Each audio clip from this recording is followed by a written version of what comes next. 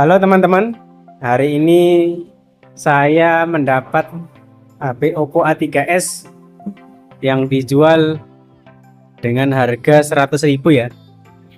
Kondisinya seperti ini apa adanya. Kira-kira rusak apanya saja? Untuk lebih detailnya langsung saja kita lakukan pembongkaran. Apakah nanti dengan harga 100.000 ini worth it atau tidak? Untuk pastinya kita lakukan pengecekan terlebih dahulu ya. Tapi yang udah dipastikan LCD-nya pasti pecah dan harus ganti. Untuk fungsi-fungsi yang lain nanti kita lakukan pengecekan setelah kita tes menggunakan LCD yang baru. Kita buka dulu untuk baut-bautnya.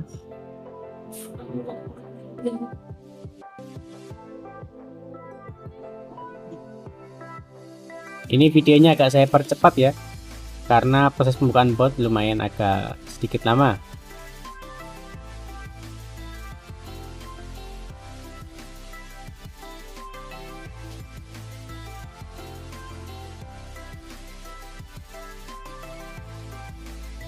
Setelah terbuka untuk bautnya, kita lakukan pengecekan menggunakan LCD yang baru untuk ngecek fungsi-fungsi yang ada pada HP ini. Apakah suaranya normal atau tidak, speakernya atau sinyalnya, mungkin kita lakukan pengecekan terlebih dahulu secara singkat saja. Oh, ini baterainya belum dipasang. Kita pasang dulu soket baterainya. Oke, langsung kita tes nyalakan. Oke, ini tampil untuk gambarnya. Kemudian kita tunggu sampai dia masuk ke menu. Jadi orang-orang yang jual HP seperti ini biasanya karena sudah malas benerinya ya. Harga HP-nya tidak seberapa, ganti perbaikannya mungkin agak besar, makanya milih dijual dengan kondisi minus-minus seperti ini. Ini bisa kita lihat sinyalnya keluar, menandakan bahwa sinyalnya sepertinya normal. Ini cuma satu batang, ada kemungkinan karena belum dirapikan untuk tutup-tutupnya. Kita abaikan terlebih dahulu. Lalu kita cek untuk kameranya. Kameranya berfungsi untuk kamera belakang. Yang depan kita lihat berfungsi juga. Saya lihat masih lumayan jernih. Kemudian kita tes untuk suaranya.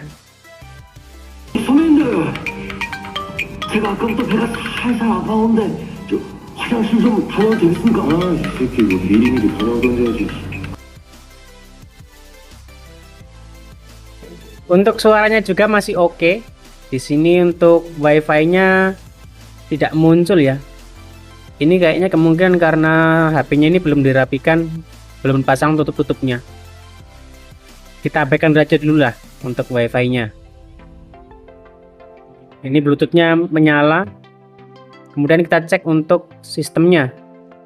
Ini kita cek penyimpanannya, ternyata ini memorinya 16 GB. Oke lah, untuk pakai WA dan YouTube bisa lah gitu. Ini RAM-nya 2 GB, Android-nya Android 8. Oke, kita cek singkat. Oke, enaknya kita pasang LCD-nya dulu, setelah itu nanti kita cek untuk fungsi-fungsi yang lainnya. Kita lakukan pembongkaran untuk LCD-nya terlebih dahulu. Oh ya, casnya lupa. Kita coba colok cas normal apa enggak. Ini masih normal ternyata. Oke. Lanjut, kita lakukan pelepasan pada LCD-nya. Soketnya jangan lupa dibuka. Kemudian kita buka terlebih dahulu untuk baterainya. Ini kita tarik pelan-pelan ya. Atau sedikit dipaksa, tapi jangan pakai tenaga dalam. Kita panggang dulu untuk LCD-nya karena ini masih keras, masih rapat sama lem yang lamanya. Kita panggang seperti ini menggunakan alat separator, atau kalian bisa menggunakan hair dryer, atau bisa juga menggunakan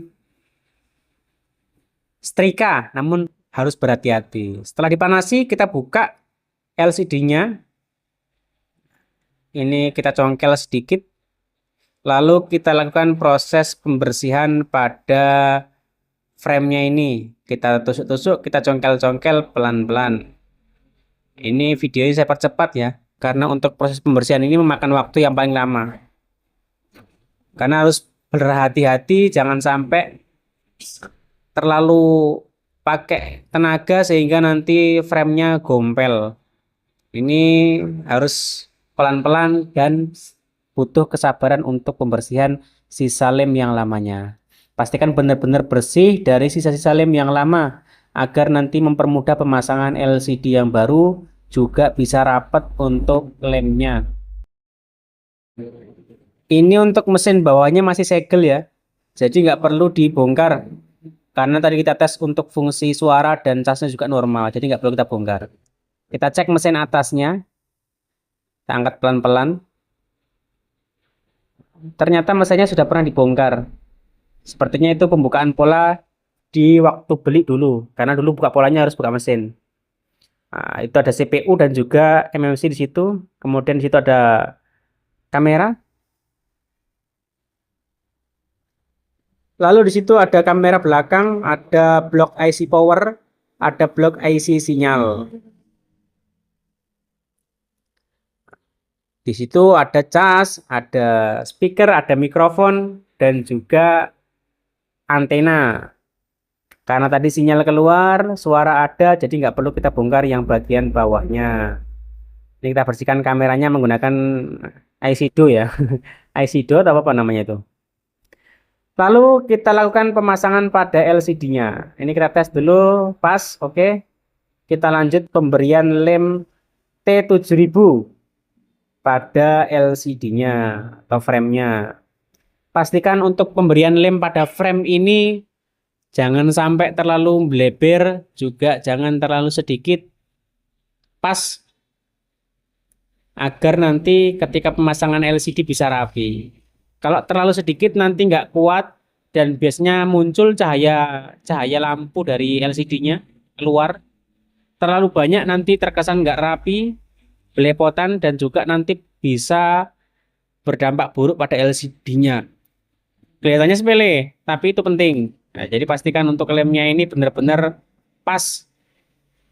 Dikira-kira di sela-selanya itu sudah terpenuhi lem ya sudah. Kita tarik pelan-pelan seperti ini.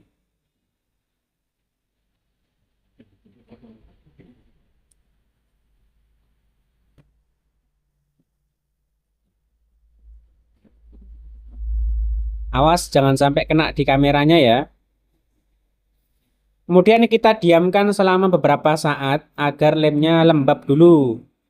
Agar sedikit kering. Karena kalau posisinya masih cair seperti itu, nanti LCD-nya nggak rapi ya masangnya. Jangan lupa plastiknya ini dibuka, kemudian dirapatkan ke frame atau lempengan LCD-nya. Setelah beberapa saat kita diamkan, kemudian kita pasang untuk LCD-nya. Pastikan fleksibelnya sudah masuk, lalu kita paskan yang di bagian bawah dulu. Kalau bawah sudah pas, kita rapatkan, kemudian kita rapatkan juga yang bagian atasnya.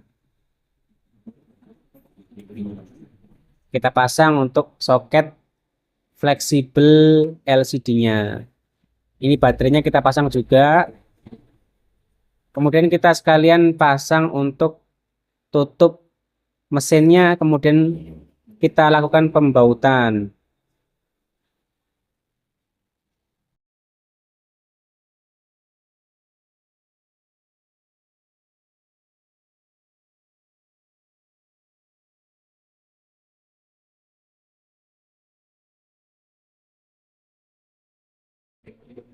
Pastikan bautnya semuanya terpasang dengan kuat dan pastikan menggunakan baut yang panjangnya sama dengan bawaannya. Kalau terlalu panjang nanti bisa beresiko menekan pada LCD-nya dan pecah nanti.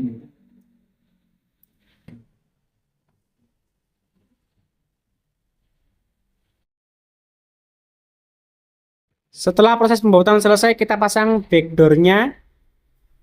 Lalu kita masukkan untuk kartunya dan juga kita kareti dulu untuk LCD-nya agar lemnya kering terlebih dahulu dan bisa rapat dengan frame-nya.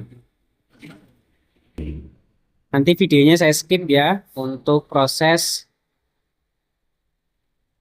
pengeringan pada LCD-nya. Biasanya membutuhkan waktu sekitar 1-2 jam. Nah, ini setelah proses pengeliman sudah selesai, kita buka untuk karetnya. Kemudian ini akan saya pasang anti gores. Anti gores ini harganya 15.000. Jadi mesinnya 100.000, HP-nya, LCD-nya sekitar 110-120 tergantung tempat pembelian. Kemudian anti goresnya 15.000. Jadi total sekitar 225 ya.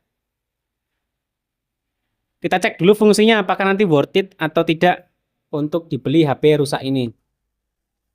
Ini anti goresnya sudah terpasang, kita tes untuk fungsi-fungsinya. Ini WiFi-nya aktif ya, sinyalnya juga 4G, muncul, Bluetooth-nya aman. Lalu kita cek untuk suaranya lagi. Ini suaranya kita cek, dengarkan.